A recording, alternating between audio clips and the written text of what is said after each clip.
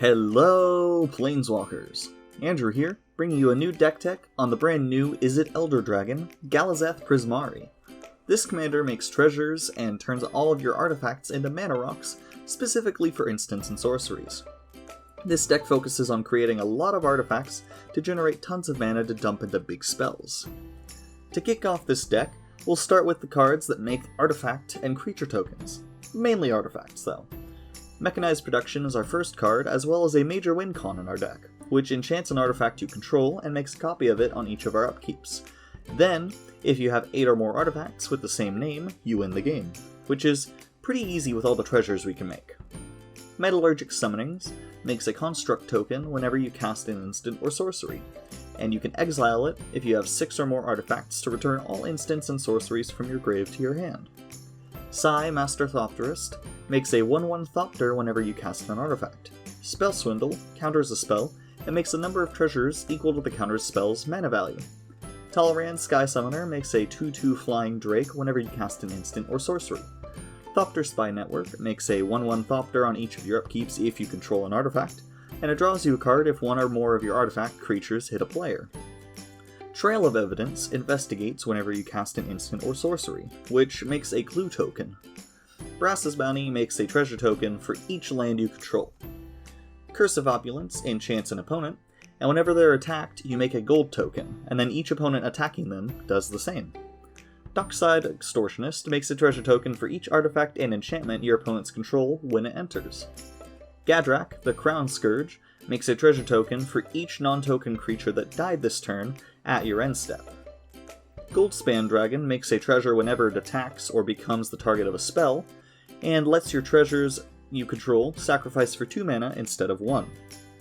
Loyal Apprentice makes a 1/1 Thopter on each of your combat steps.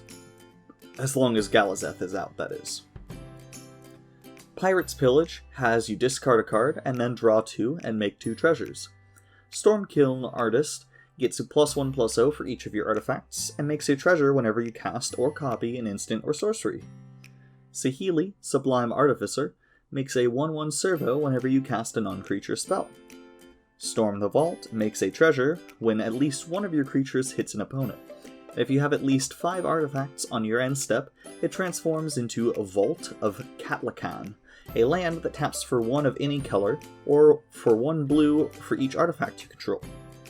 Tempting Contract lets each opponent make 1 treasure on your upkeep, and for each opponent who does this, you make a treasure as well. On to our ramp, because this Izzet deck has ramp, starting with Arcane Signet. Darksteel Ingot has an indestructible mana rock. Darksteel Mirror doesn't normally tap for mana, but it is indestructible and can tap for mana if Galazeth is out, since he only cares if something is an artifact. It doesn't need to be a treasure to make mana.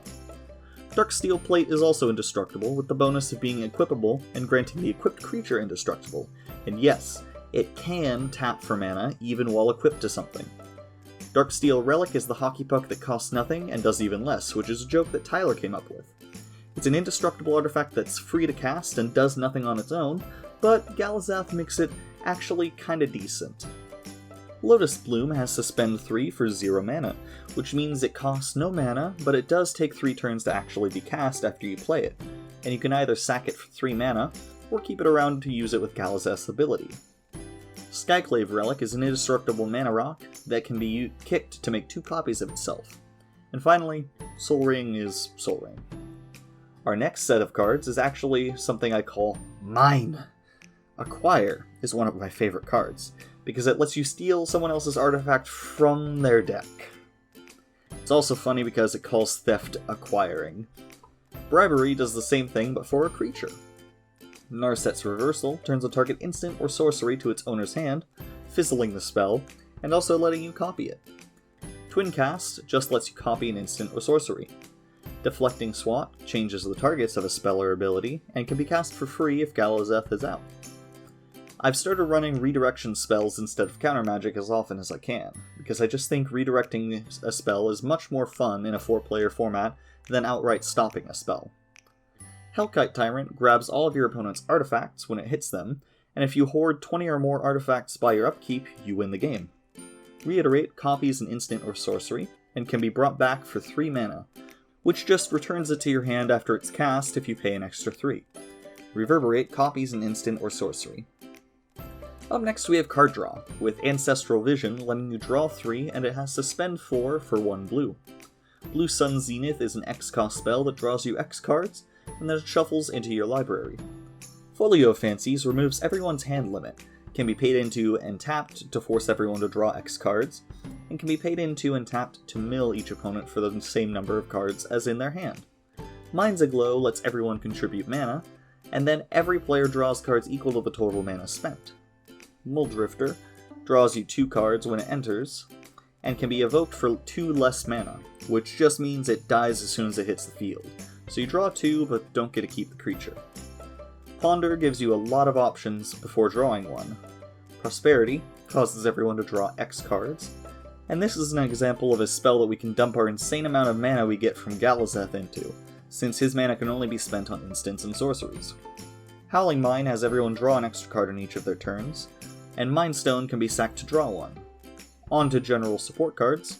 Dramatic Reversal untaps all your non-land permanents, which could be a neat way to surprise someone on their turn when they thought you only had 2 mana open, by letting you untap all your artifacts and giving you a ton of mana to spend with Galazeth on instants.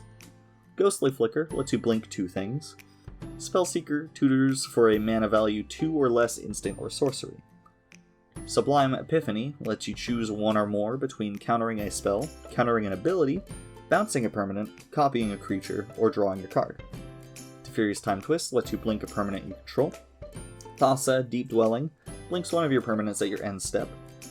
Finale of Promise lets you pay X and cast an instant and or sorcery from your grave, each with mana value less than or equal to X for free. If X is 10 or more, you copy both spells twice.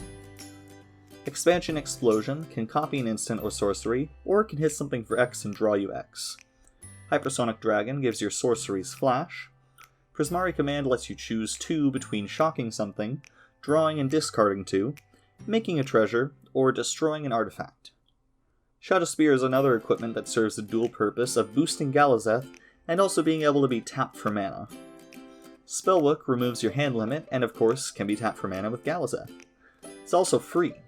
Unwinding Clock untaps all your artifacts on each opponent's upkeep, and if you're loaded up with instants and treasures, then every turn is essentially your turn.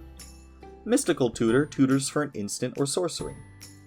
Defense is up last, starting with Arcane Denial, which counters a spell and then lets its controller draw 2 at the next upkeep, also letting you draw 1. Unsummon bounces a creature.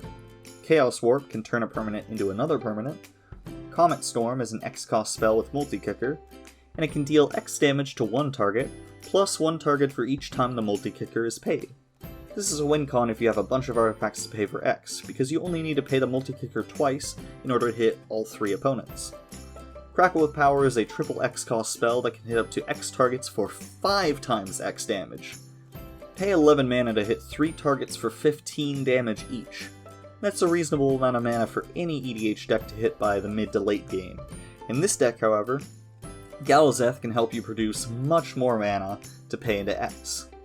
Lightning Bolt is the classic that is a very versatile instant that hits any target for 3 damage for just 1 mana.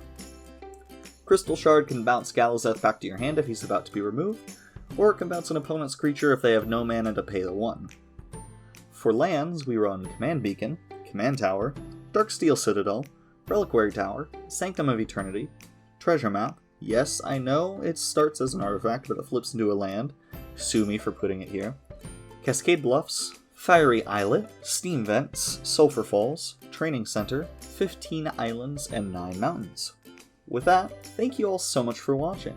I hope you enjoyed the video. Galazeth is a real fun commander to brew, and with this list you can draw into one of your X-cost damage spells for a quick victory. You can take the deck in a number of different directions, anything that has a win con involving instants or sorceries, or artifacts. If you enjoyed this video, please leave a like and maybe subscribe. And have a great day, all.